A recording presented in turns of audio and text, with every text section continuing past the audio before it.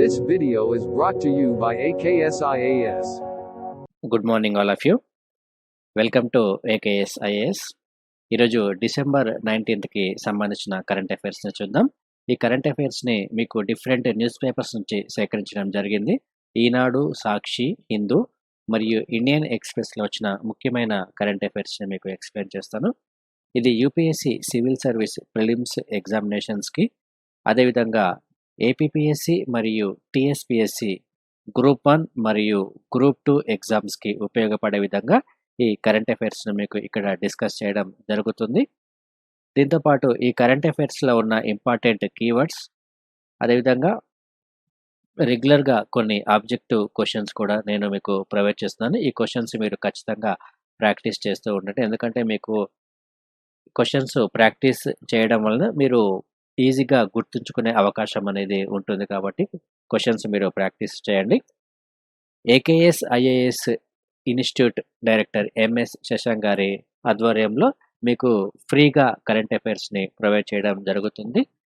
Only current affairs మాత్రమే కాకుండా competitive ఎగ్జామ్స్కి ఉపయోగపడే ప్రతి ఒక్క అంశాన్ని కూడా వివిధ సబ్జెక్టులకు సంబంధించి ఆయా ఎక్స్పర్ట్ ఫ్యాకల్టీతో మీకు రెగ్యులర్గా యూట్యూబ్ ఛానల్లో వీడియోస్ అప్లోడ్ చేయడం అనేది జరుగుతుంది. ఎందుకంటే ప్రతి ఒక్కరికి, గ్రామీణ ప్రాంతంలో ఉన్న వారికి కూడా నాలెడ్జ్ రీచ్ అవ్వాలి అన్న ఉద్దేశంతో ఏకేఎస్ ఐఏఎస్ ఇన్స్టిట్యూషన్ నుంచి ఈ వీడియోస్ మీకు రెగ్యులర్గా అప్లోడ్ చేయడం అనేది జరుగుతుంది. కాబట్టి మీరు యూట్యూబ్ ఛానల్ని రెగ్యులర్గా ఫాలో అవుతూ ఉండండి. మనకు యూపీఎస్సి ప్రిపేర్ అయ్యే అభ్యర్థులకు, అదేవిధంగా ఏపీపీఎస్సి, టీఎస్పీఎస్సి గ్రూప్ 1 మరియు గ్రూప్ 2 ప్రిపేర్ అయ్యే అభ్యర్థుల కోసము వారిని ఉద్దేశించి వారికి ఉపయోగపడాలన్న ఒకే ఒక్క కారణంతో మీకు పలు అవగాహన కార్యక్రమాలతో పాటు రెగ్యులర్గా సబ్జెక్ట్ రిలేటెడ్ వీడియోస్ కూడా మీకు అప్లోడ్ చేయడం అనేది జరుగుతుంది. ఇక ఈరోజు కరెంట్ అఫైర్స్ చూద్దాం. మనము ఈ కరెంట్ అఫైర్స్లోకి వెళ్ళే ముందు ఈరోజు ప్రాక్టీస్ చేయాల్సిన క్వశ్చన్స్ ఒకసారి మీకు ఎక్స్ప్లెయిన్ చేస్తాను. Which of the following languages included in the 8th schedule of the constitution of India అని మనకి ఇక్కడ 3 ఆప్షన్స్ ఇవ్వడం జరిగింది. Sanskrit, Malayalam, Sindhi. Select the correct answer using the codes given below. So భారత రాజ్యాంగంలో 8th షెడ్యూల్లో ఉన్న లాంగ్వేజెస్ గురించి ఈ క్వశ్చన్ మీకు ఆడడం జరిగింది. ఈ క్వశ్చన్స్కి కరెక్ట్ సమాధానం గుర్తించండి. ఇక second question, India's first pan India time use survey was released by Niti Aayog, union ministry of science, union ministry of statistics and programme implementation, none of the above. ఇందులో కరెక్ట్ సమాధానం గుర్తించండి. ఇక థర్డ్ క్వశ్చన్ ఒకసారి చూద్దాం. With reference to the Indraprastha gas limited consider the following statements.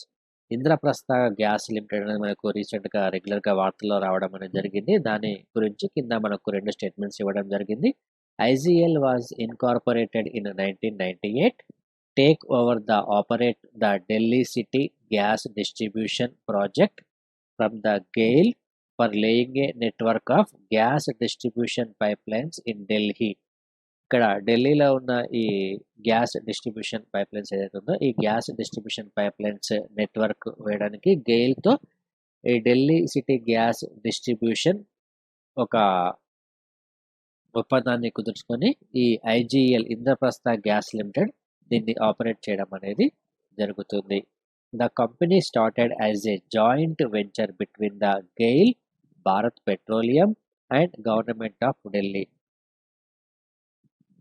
GAIL, Bharat petroleum మరియు భారత ప్రభుత్వం ఈ మూడింటి మధ్య ఒక ఒప్పందంతో ఈ కంపెనీ స్టార్ట్ చేయబడింది అనే ఒక సెకండ్ స్టేట్మెంట్ ఇవ్వడం జరిగింది. ఇందులో కరెక్ట్ సమాధానం గుర్తించండి.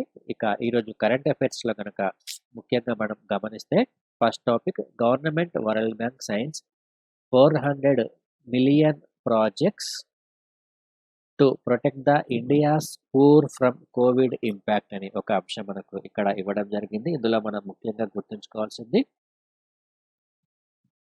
ఇది గవర్నమెంట్ ఆఫ్ ఇండియా మరియు వరల్డ్ బ్యాంక్ ఏదైతే ఉందో ఈ వరల్డ్ బ్యాంక్కి ఒక ఒప్పందం అనేది కుదిరింది.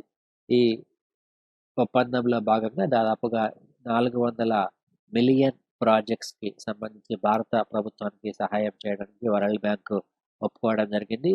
ఇది దేనికోసం అనేది మనకు ముఖ్యంగా గుర్తుంచుకోవాలి. ఇక్కడ ప్రస్తుతం మనకు ఈ కోవిడ్-19 పాండమిక్ ఉన్న నేపథ్యంలో social assistance to the poor అంటే పేద ప్రజలకు మరియు బలహీన వర్గాల వారికి సోషల్ అసిస్టెన్స్‌ని కల్పించాలి అన్న ఉద్దేశంతోటే భారత ప్రభుత్వం చేస్తున్న కృషికి గాను $400 మిలియన్ వరల్డ్ బ్యాంకు భారత ప్రభుత్వానికి ఇవ్వడం జరుగుతుంది. ఇది సెకండ్ ఫేజ్. ఫస్ట్ ఫేజ్‌లో దాదాపుగా $750 మిలియన్ ప్రొవైడ్ చేయడం అనేది జరిగింది వరల్డ్ బ్యాంక్. ఇది మనకు ప్రిలిమ్స్ ఎగ్జామ్స్‌లో అడిగే అవకాశం ఉంటుంది కాబట్టి ఖచ్చితంగా ఈ టాపిక్‌ని చదువుకోండి. The programme will strengthen the capability of the state and the central government. ఇది మన భారతదేశంలో ఉన్న రాష్ట్రాలు మరియు సెంట్రల్ గవర్నమెంట్‌ని స్ట్రెంథెనింగ్ చేయడంతో పాటు ఇక్కడ ఈ సోషల్ ప్రొటెక్షన్, ఈ పేద వర్గాల వారికి సోషల్ ప్రొటెక్షన్‌ను కల్పించడంలో కూడా చాలా ఉపయోగపడుతుంది. ప్రస్తుతం కోవిడ్-19 పాండమిక్ ఉన్న నేపథ్యంలో ఈ పేద ప్రజలకు అదేవిధంగా బలహీన వర్గాల వారికి సామాజిక భద్రతను కల్పించాల్సిన ఆవశ్యకత అనేది భారత ప్రభుత్వంపై ఉంది కాబట్టి దానికి సంబంధించి గవర్నమెంట్ ఆఫ్ ఇండియా మరియు వరల్డ్ బ్యాంక్ ఒక ఒప్పందం కుదుర్చుకున్నాయి. ఆ ఒప్పందం మనకు 2 స్టేజెస్‌లో ఉంటుంది. మొదటి స్టేజ్‌లో $750 మిలియన్ ప్రొవైడ్ చేయడం జరిగింది. ప్రస్తుతం $400 మిలియన్ ప్రొవైడ్ చేస్తుంది. ఇక సెకండ్ అంశం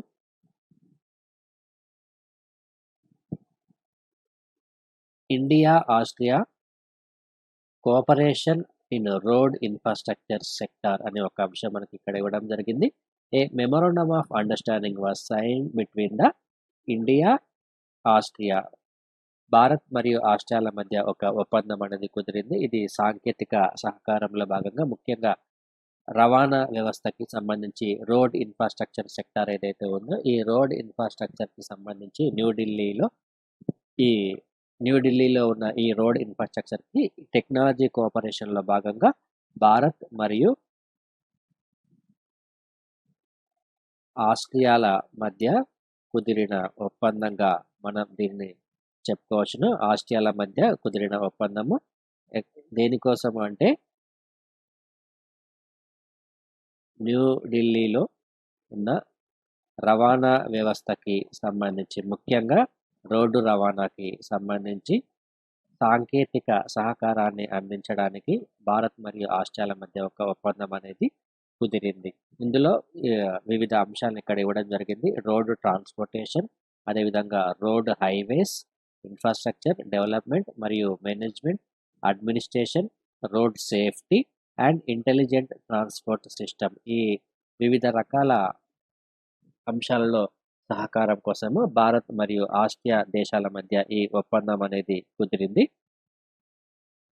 ఇక ఆస్ట్రియా మరియు భారతదేశాల మధ్య ఈ ద్వైపాక్షిక సంబంధాల బ్యాక్గ్రౌండ్ కనుక ఒకసారి చూసుకుంటే 1949వ సంవత్సరం నుంచి కూడా ఆస్ట్రియా మరియు భారతదేశాల మధ్య ఈ ద్వైపాక్షిక సంబంధాలు అనేవి కొనసాగుతున్నాయి. ముఖ్యంగా ఆస్ట్రియా అనేది ఈ ఇండియా మరియు యూరప్ల మధ్య ఈ ఒక రిలేషన్ లింక్ లాగా పనిచేస్తుంది. ఈ ఆస్ట్రియా అనేది ఒక ముఖ్యమైన లింక్గా పనిచేస్తుంది. ఈ ఆస్ట్రియా దేశము. Austria act as a gateway to central and eastern European countries, అంటే ఒక గేట్వే లాగా పనిచేస్తుంది. భారత్ మరియు ఇక్కడ సెంట్రల్ మరియు ఈస్టర్న్ యూరోపియన్ కంట్రీస్ మధ్య ఒక గేట్వే లాగా ఈ ఆస్ట్రియా పనిచేస్తుంది. అయితే కేవలం మనం ఇక్కడ భారత్ మరియు ఆస్ట్రియాల మధ్య సంబంధం ద్వైపాక్షిక సంబంధం కోణంలో కాకుండా ఇండియా మరియు ఈ యూరోపియన్ కంట్రీస్ మధ్య ఉన్న సంబంధాల నేపథ్యంలో కూడా ఈ టాపిక్ని మనం చదువుకోవాలి.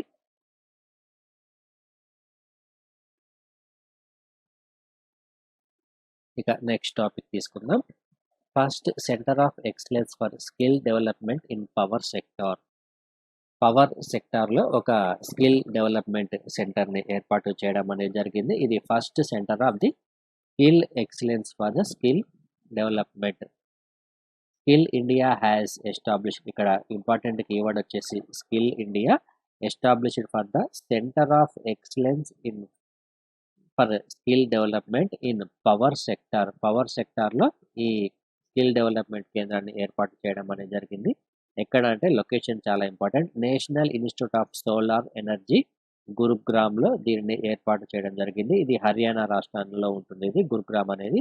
ఇక్కడ ఈ పవర్ సెక్టార్ అంటే విద్యుత్ రంగంలో centre of excellence for skill డెవలప్మెంట్‌ని ఏర్పాటు చేయడం అనేది జరిగింది.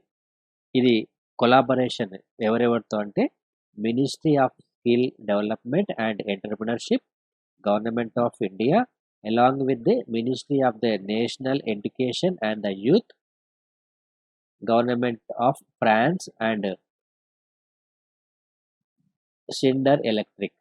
వీటి మధ్య ఒక భాగస్వామ్యంతో ఈ కొలాబరేషన్‌తో ఈ centre of excellence for skill డెవలప్మెంట్‌ని హర్యానా రాష్ట్రంలో ఉన్న గురుగ్రామ్‌లో ఫస్ట్ టైం ఏర్పాటు చేయడం అనేది జరిగింది. పవర్ సెక్టార్‌లో మొట్టమొదటి centre of excellence for skill development. ఇది చాలా చాలా ఇంపార్టెంట్ గుర్తుంచుకోండి. ఇక నెక్స్ట్ టాపిక్ గనక తీసుకుంటే global visionary of sustainable business and peace award. ఇది రతన్ టాటాకి ఈ అవార్డును ఇవ్వడం జరిగింది. రతన్ టాటాకి. ఇతను భారతదేశంలో ప్రముఖ వ్యాపారవేత్త.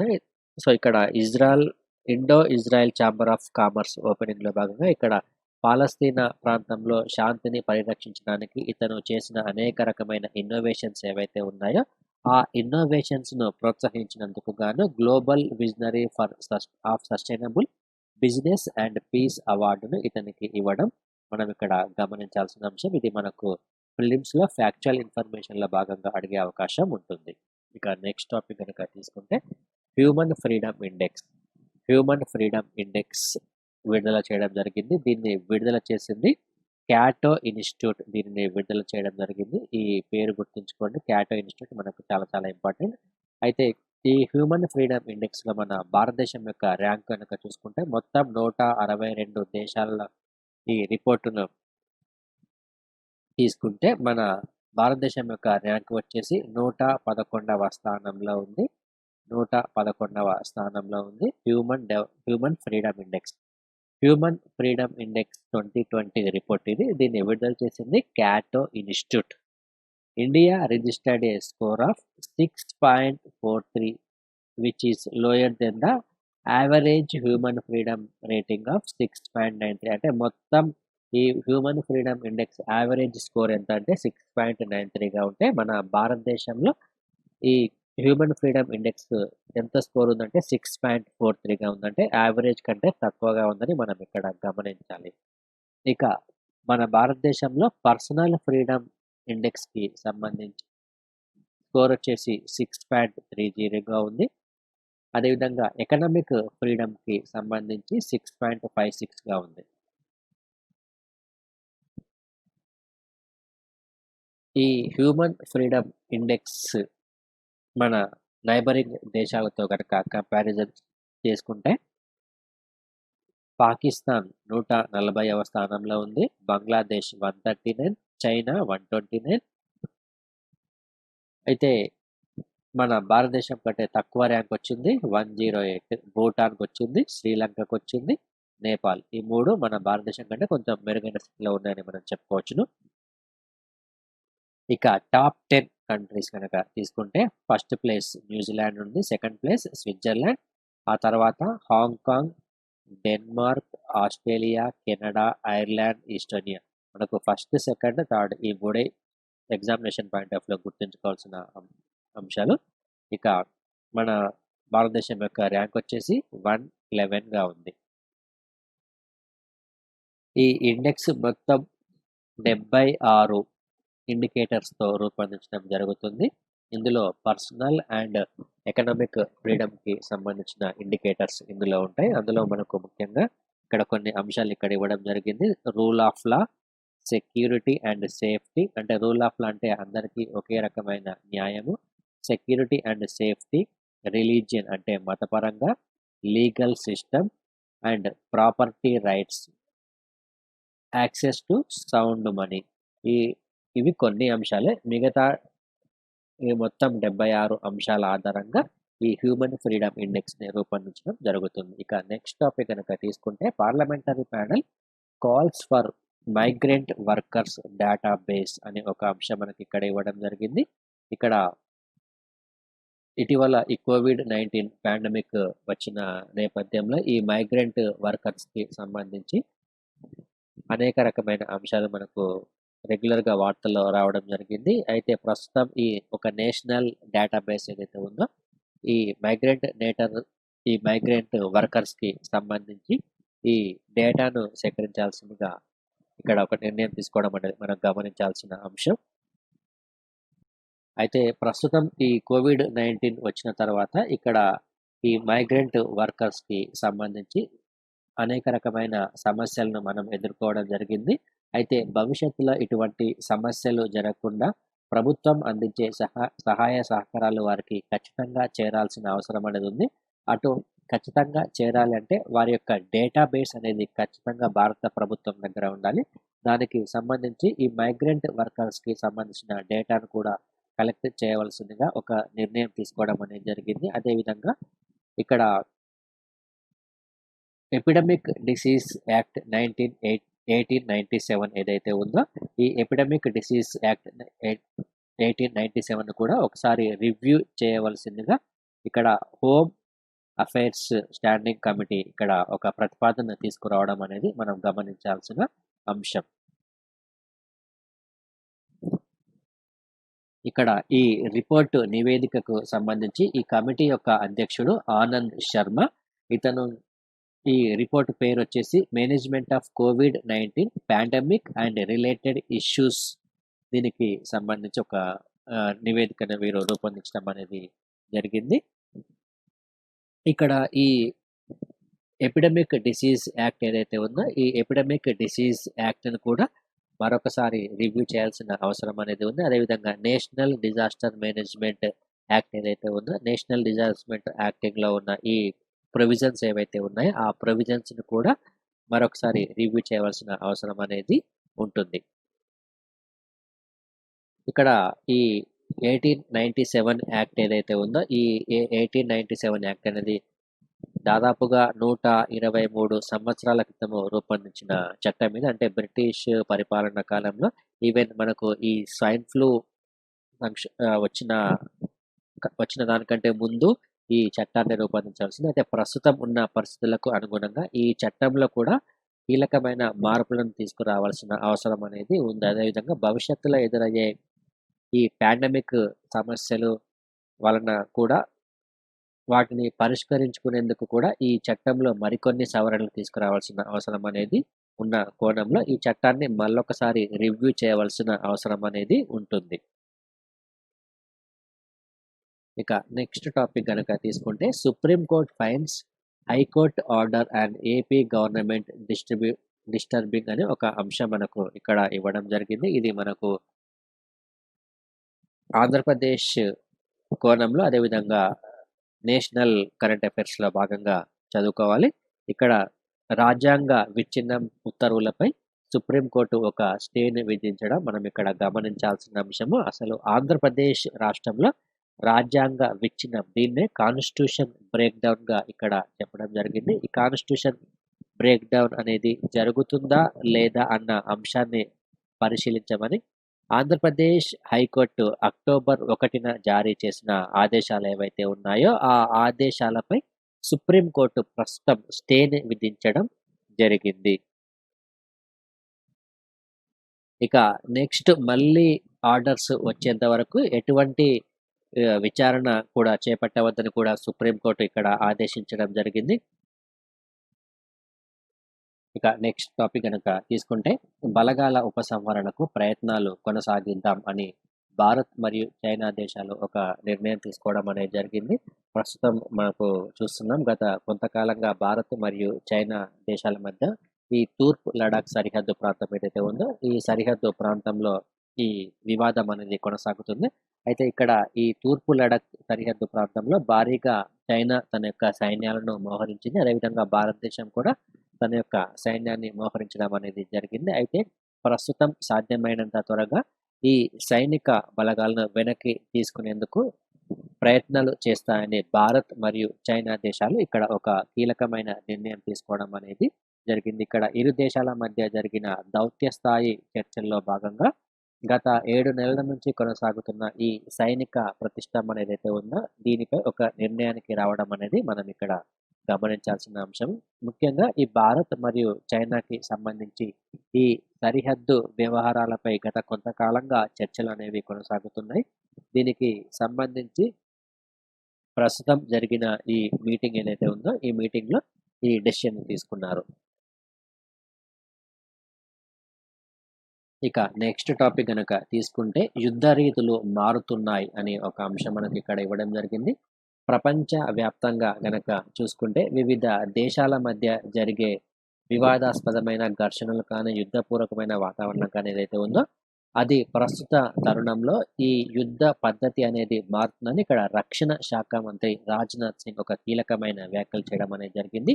ఇరు దేశాల మధ్య విభేదాల్ని పెంచడంలో ముఖ్యంగా ఈ సోషల్ మీడియా ఏదైతే ఉందో ఈ సోషల్ మీడియా యొక్క ఇంపార్టెన్స్ అనేది క్రమక్రమంగా పెరుగుతుందని, క్షిపణుల కన్నా ఈ నెట్వర్క్ అంటే మొబైల్ ఫోన్స్ ఈ సోషల్ మీడియా పరిధి అనేది చాలా ఎక్కువగా ఉందని ఇక్కడ వ్యాఖ్యానించడం అనేది జరిగింది. ఇక్కడ మిలిటరీ లిటరేచర్ ఫెస్టివల్ అనే ఒక కాన్ఫరెన్స్ జరిగింది. ఆ కాన్ఫరెన్స్‌లో భాగంగా ప్రస్తుతం రక్షణ శాఖ మంత్రి రాజ్‌నాథ్ సింగ్ ఇటువంటి వ్యాఖ్యలు చేయడం అనేది జరిగింది. అదేవిధంగా DRDO రక్షణ పరిశోధన అభివృద్ధి సంస్థ దేశీయంగా అభివృద్ధి చేసిన 3 రకాల ఆయుధ వ్యవస్థలను కూడా ఇక్కడ రక్షణ శాఖ మంత్రి త్రివిధ దళాలకు అందించడం జరిగింది. Indian maritime situational awareness system అనే వ్యవస్థను ఇక్కడ నౌకాదళపతి అడ్మిరల్ కరంబీర్ సింగ్‌కు అందజేయడం జరిగింది. ఈ పేరు గుర్తుంచుకోండి. ఇక్కడ ముఖ్యంగా మనం గుర్తుంచుకోవాల్సింది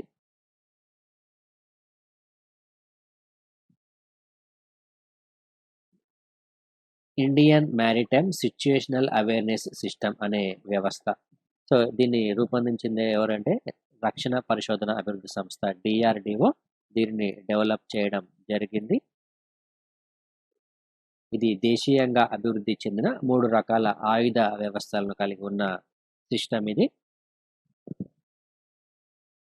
ఈ సిస్టమ్ వలన ఇండియన్ నేవీకి ప్రపంచ వ్యాప్తంగా సముద్రంపై ఉన్న స్థితిగతులపై ఒక అవగాహన ఏర్పడడంతో పాటు సముద్ర ప్రణాళికకు అవసరమైన సమాచారము, అదేవిధంగా విశ్లేషణ సామర్థ్యం కూడా వీరికి అందడం జరుగుతుంది.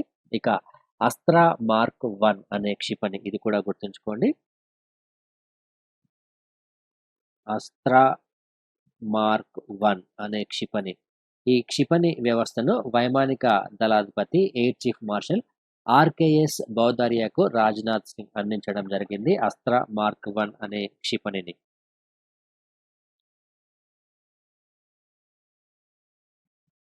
ఈ తరహా అస్త్రాన్ని తయారు చేయడం మన దేశంలో ఇదే మొదటిసారి కాబట్టి మనకు ఇది ఎగ్జామ్‌లో అడిగే అవకాశం ఉంటుంది. ఇది లక్ష్యాలను ఛేదించడంలో చాలా ఉపయోగపడుతుంది ఈ అస్త్రా మార్క్ 1 అనే క్షిపణి.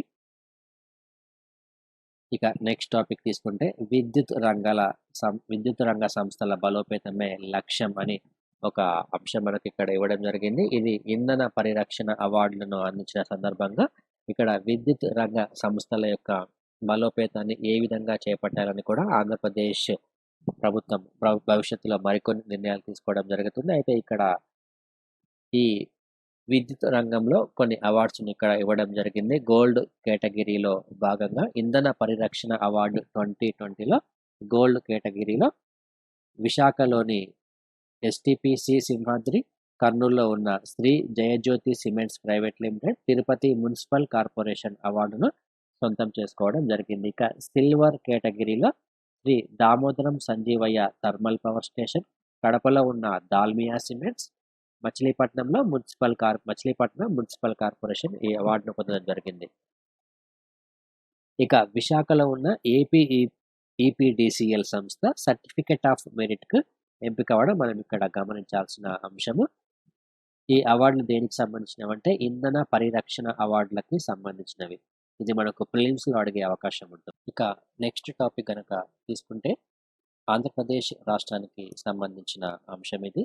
29న 3వ విడత వైఎస్ఆర్ రైతు భరోసా అనే పథకానికి సంబంధించింది. దాదాపుగా 50.47 లక్షల మందికి గాను 1,009 కోట్ల రూపాయలను ఈ వైఎస్ఆర్ రైతు భరోసా అనే పథకం ద్వారా ఆంధ్రప్రదేశ్ రాష్ట్ర ప్రభుత్వం అందించనుంది. దానికి సంబంధించిన వివరాలు ఇక్కడ ఇవ్వడం జరిగింది. ఇక్కడ వైఎస్ఆర్ రైతు భరోసా 3వ విడత అమలుకు రాష్ట్ర మంత్రిమండలి ఇక్కడ ఆమోదం తెలపడం మనం ఇక్కడ గమనించాల్సిన అంశము. అయితే ఇక్కడ ఒక్కొక్క రైతు ఖాతాలో 2,000 చొప్పున ప్రభుత్వం జమ చేస్తుంది. మొత్తం 50.47 లక్షల మంది రైతులకు ఈ 2,000 రూపాయలు వరుసగా వారి యొక్క బ్యాంకు ఖాతాలో జమ చేయడం అనేది జరుగుతుంది. అయితే ఇది 3వ విడత పథకం. ఇది గతంలో ఇచ్చిన 2 విడతల్లో దాదాపుగా 11,500 రూపాయల చొప్పున రైతుల ఖాతాలో జమ చేయడం మనం ఇక్కడ గమనించాల్సిన అంశం. సో ప్రస్తుతం ఎంత ఇస్తున్నారు? 2,000 రూపాయలను ఈ 3వ విడతలో ఇస్తున్నారు. మొత్తం ఎన్ని కోట్లు అంటే 1,009 కోట్లను దీనికి కేటాయించడం జరిగింది. ఇంకా ప్రకృతి వైపరీత్యాలకు సంబంధించి పంటలు గనక ఒకవేళ నష్టపోతే ఆ రైతులకు ఇన్పుట్ సబ్సిడీని అదే సీజన్లో చెల్లించాలని ఒక నిర్ణయం తీసుకోవడం జరిగింది. పంట నష్టపరిహారాన్ని అంచనా వేసి నెల రోజుల్లోనే వారికి పరిహారం చెల్లిస్తారు. ఇక ఇటీవల మనకు నివర్ తుఫాన్ అనేది వచ్చింది. ఈ నివర్ తుఫాను ద్వారా దాదాపుగా చాలామంది రైతులు నష్టపోవడం అనేది జరిగింది. దాదాపుగా 13 లక్షల ఎకరాల్లో పంటలు దెబ్బతిన్నాయి. ఈ రైతులకు ప్రభుత్వం దాదాపుగా 718 కోట్ల ఇన్పుట్ సబ్సిడీని కూడా చెల్లిస్తున్నట్లు ఆంధ్రప్రదేశ్ రాష్ట్ర ప్రభుత్వం ప్రకటించడం జరిగింది. ఇక AP medical education research institute ఏర్పాటు కోసము ఆర్డినెన్స్ను కూడా జారీ చేయాలని మంత్రిమండలి ఆమోదించడం జరిగింది. ఇది గుర్తుంచుకోండి. AP medical education research corporation. ఇక పర్యాటక రంగానికి సంబంధించి కూడా ఆంధ్రప్రదేశ్ రాష్ట్ర ప్రభుత్వం మరికొన్ని నిర్ణయాలు తీసుకుంది. పర్యాటక రంగంలో పెట్టుబడులు ఎక్కువగా రావడానికి ఈ వచ్చే సంస్థలను ప్రోత్సహించాల్సిన అవసరం అనేది ఉంది. అందులో భాగంగానే కొత్తగా వచ్చే టూరిజం యూనిట్లకు నెట్ ఎస్టీజీస్లో 100% రీఎంబర్స్మెంట్ను ప్రొవైడ్ చేయడం అనేది జరుగుతుంది. స్టాంపు డ్యూటీలో 100% రీఎంబర్స్మెంట్ వర్తింపజేస్తారు. అదేవిధంగా భూ వినియోగ ఛార్జీలకు 100% మాఫీ చేయడం జరుగుతుంది. 5 సంవత్సరాల పాటు యూనిట్ విద్యుత్ను ₹2కే ప్రొవైడ్ చేస్తారు. ఇక మరికొన్ని కీలకమైన నిర్ణయాలు కనుక తీసుకుంటే రాష్ట్ర అదనపు అడ్వకేట్ జనరల్గా జాస్తి నాగభూషణ్ నియామకం కూడా ఆమోదించడం జరిగింది రాష్ట్ర మంత్రిమండలి.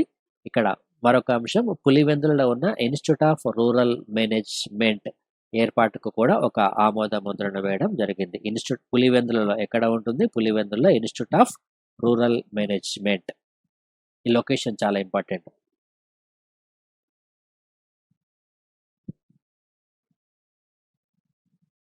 ఇక చిత్తూరు జిల్లాలో ఉన్న తిరుపతి అర్బన్ మండలంలో ఉన్న చెన్నైగుంటలో సర్వే శిక్షణ కాలేజీకి కూడా భూమిని కేటాయించడం జరిగింది. ఇక ప్రకాశం జిల్లాలోని చిన్న పావనిలో నెలకొల్పనున్న పప్పు దినుసులు మరియు తృణధాన్యాల పరిశోధన కేంద్రం కోసము 400 ఎకరాలను కేటాయించడం అనేది మనం గుర్తుంచుకోవాలి. ఈ ప్లేస్ చాలా చాలా ఇంపార్టెంట్.